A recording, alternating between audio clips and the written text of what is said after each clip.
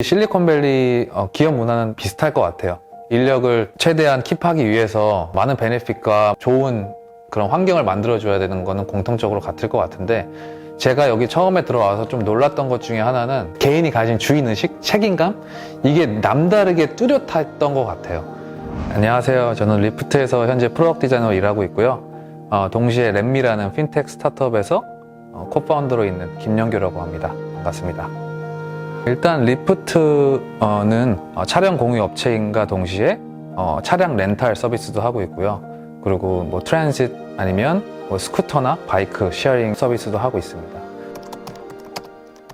초반에는 로그인, 뭐 온보딩, 그리고 프로필 이런 식으로 몇 개의 작업을 했었어요. 근데 그 중에 프로필이 좀 더 저한테 애착에 가는 작품이에요. 처음에 회사에 조인했을 때 프로필 페이지가 아예 없었거든요.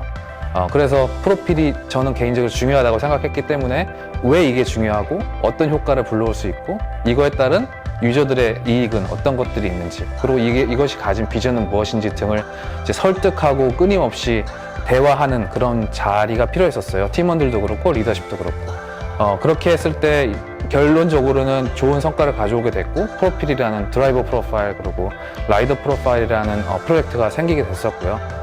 프로필이라는 게 사실 되게 작은 프로젝트 같은 느낌도 있겠지만 인포메이션 아키텍처 측면에서 보면 정말 중요한 프로젝트 중 하나예요. 수많은 유저들의 인포메이션들이 있는데 어떤 정보들이 프로필 안에 들어와야 되고, 어떤 정보들이 가장 상단에 위치해야 되고, 그리고 어떤 팀들이 이 프로필 안에 인볼브 돼 있는지를 생각해야 됐기 때문에 생각했던 것보다 작은 줄 알았지만 되게 큰 프로젝트였었던 것 같고요. 이로 인해서 뭐 오너십이라든지 협업, 협력, 그리고 발표에 대해서 정말 많이 배울 수 있었던 작지만 커다란 프로젝트였었던 것 같아요.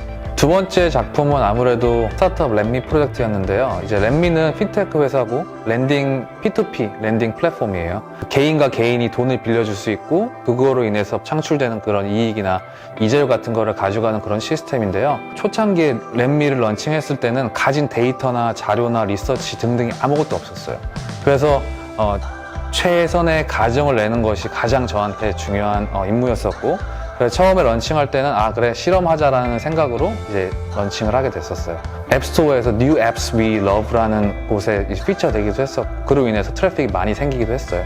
또 운 좋게 어떤 특별한 마케팅 없이 지금 현재 13만 명 정도 유저가 생겼고 작은 규모의 투자가 이루어졌었고요. 그 덕분에 현재는 저희가 분석 가능한 그런 유저층들이 생겼고요.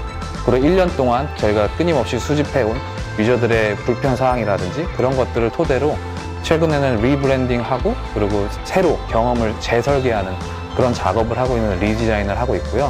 올해 초창기에 이제 런칭할 계획에 있습니다. 실리콘밸리 기업 문화는 많이 비슷할 것 같아요. 인력을 최대한 킵하기 위해서 많은 베네핏과 좋은 그런 환경을 만들어줘야 되는 거는 공통적으로 같을 것 같은데, 제가 여기 처음에 들어와서 좀 놀랐던 것 중에 하나는 개인이 가진 주인의식, 책임감? 이게 남다르게 뚜렷했던 것 같아요. 제가 조인한 첫날 큰 미팅 안에 들어가서 보통 1시간 정도면 나오거든요. 대충 사이즈가. 저 친구는 엔지니어겠다. 저 친구는 디자이너겠다. PM이겠다. 근데 1시간 동안 제가 알아내지 못했어요. 누가 PM이고 누가 엔지니어고. 그 한 자리에 앉아있는 모두가 다 PM이라고 착각했었거든요. 왜냐면 그만큼 주인의식이 정말 뚜렷했었고, 이 프로젝트를 이해하는 이해도가 그냥 얕게 아는 정도가 아니라 어떤 질문을 하던 간에 정말 클리어한 대답을 들려줬었던 것 같아요. 주인의식이 있는 그런 환경들이 저한테도 작용을 하다 보니까 그 전에는 누가 시켜서 PM이 부탁해서 내 매니저가 부탁해서 그렇게 해왔다면, 현재는 누가 시켜서 한다기보다는 스스로 문제점을 찾았다면 내 동료들과 그것들을 나눠서 함께 실제 프로젝트로 발전시키는 그런 일이 굉장히 많아졌었던 것 같아요. 그렇게 나온 서비스는 결국에 제 애기 같은 느낌도 들고 애착도 되게 많이 들거든요. 그렇게 했을 때 그냥 런칭하고 끝이 아니라 런칭하고 나서도 내 애기가 잘 자라고 있는지, 어떤 효과를 나타내고 있는지, 이게 긍정적인지 부정적인지, 부정적이라면 어떤 것들을 우리가 보완해야 할지 되게 주인이 된 느낌이 많이 드는 것 같아요. 그 다양함을 인정하고 서로가 서로를 배우려는 그런 문화가 되게 클리어하게 자리 잡혀 있는 것 같아요. 물론 이런 말들은 어디서든 할 수 있고 어디서든 들을 수 있는 말인데, 실제로 내가 조금이라도 장점이 있다고 했을 때는 동료들과 나눠요. 저를 예를 들면 저는 이제 발표나 뭐 스토리텔링이 장점이라고 많이 얘기를 들어서 그런 것들에 대한 워크숍을 많이 했었어요. 뭐 피자를 시켜서 사람들을 초대해서 내가 가진 스킬은 이거야. 너희들이 가진 스킬은 뭐니? 라고 하면서 서로 배우는 그런 것들이 많고요. 심지어 어떤 친구들은 자기가 실패했던 거를 이제 공유해요. 이게 내가 저번에 망했던 프로젝트인데 망한 이유는 첫 번째 이거, 두 번째 이거, 세 번째 이거야. 처음에는 뭐지? 저 친구 대체 무슨 배짱이길래 이렇게 실패한 스토리를 소개를 하지? 라고 했는데 이제는 저도 그렇게 되고 있어요. 좋은 문화가 자리 잡혀 있는 것 같아요, 리프트에서. 그래서 그것들은 리프트뿐만 아니라 다른 곳에 가서라도 꼭 전파하고 싶은 그런 생각이 있어요. 저는 정말 이해하기 쉬운 포트폴리오가 좋은 것 같아요. 왜냐면 사실 포트폴리오를 이제 리뷰하러 들어가는 사람들도 그 사람 포트폴리오를 봐야지 막 설레는 사람은 별로 없어요, 솔직히. 모든 사람들이 일과에 지쳐있고 수많은 미팅 중 하나가 리뷰를 하는 거기 때문에 그 사람들이 내 작품에 집중을 100% 하기는 쉽지 않을 거예요.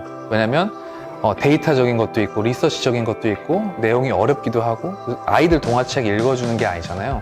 그렇기 때문에 그 사람들을 좀 더 쉽게끔 온보딩 하기 위해서는 이야기가 쉽고 간결하고 포인트들이 확실해야 되는 것 같아요.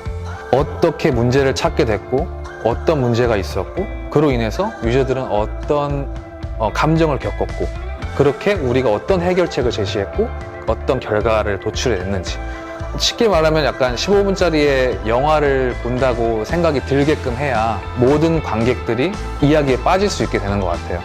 일 혹은 학업 그리고 포트폴리오가 별개라고 생각하지 않으셨으면 좋겠어요.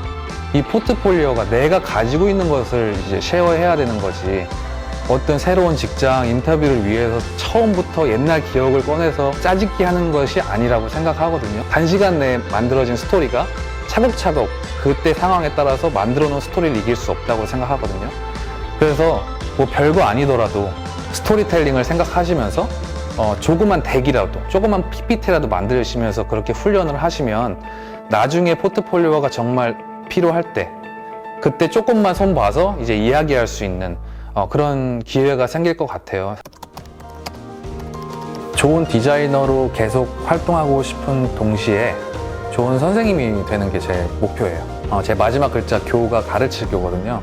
그래서 이제 어렸을 때부터 이제 신념이 나는 좋은 교사가 될 거야, 좋은 선생님이 될 거야 라고 막연하게 생각만 했지만 지금 제 꿈은 그건 것 같아요. 네. 틀렸다는 말 대신에 좀 더 영감을 주는 그런 교사가 되고 싶고 실리콘밸리에서 최대한 많은 것들, 좋은 것들을 담아서 한국에 가서 교육이나 학생들한테 좋은 영향을 주는 사람이 되는 게 제 목표고 바람이고 그리고 비전인 것 같습니다.